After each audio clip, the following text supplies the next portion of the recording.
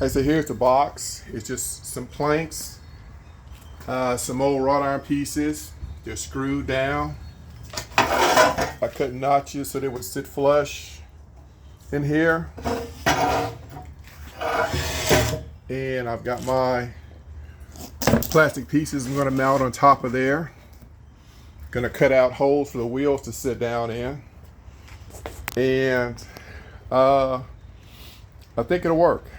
So, trying to document things as we go along.